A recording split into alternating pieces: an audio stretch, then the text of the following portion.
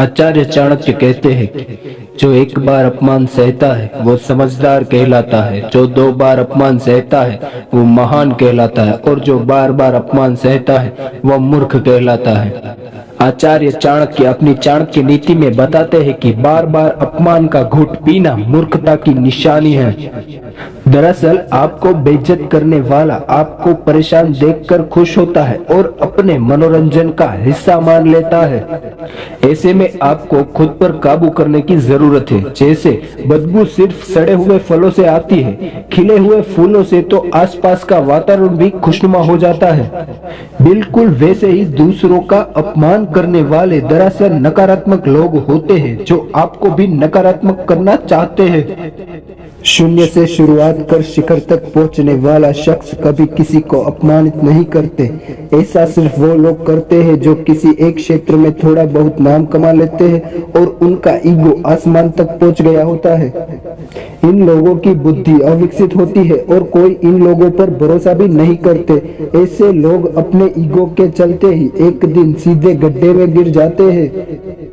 आमतौर पर जब कोई आपका अपमान करता है तो अगर आप भी उसी की भाषा में उसको जवाब दे तो हो सकता है आपको कुछ देर के लिए अच्छा लगे, लेकिन ये आपको मानसिक रूप से बाद में परेशान करेगा और वो पल आपके लिए बहुत बुरी याद बन जाएगा। यही नहीं, समाज में आपकी इज्जत भी कम होगी। अपमान होने पर महज 1% लोग ही ऐसे होते हैं जो समझदारी से काम लेते हैं।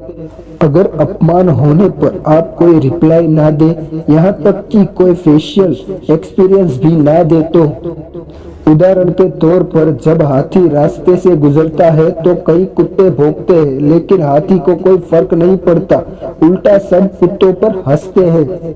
शांत बने रहो जब तक तुम्हारा सही समय नहीं आता। जिंदगी में सब कुछ हमेशा एक सा ही नहीं रहता।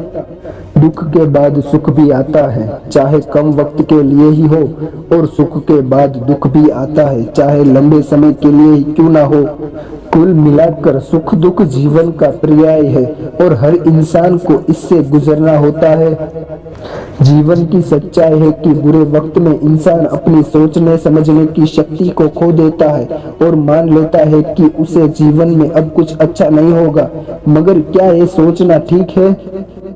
जिंदगी बहुत कुछ सिखाती है। दरअसल ये दुखी है जो जीवन का सच है। यह संघर्ष करना सिखाता है, आगे बढ़ना भी सिखाता है।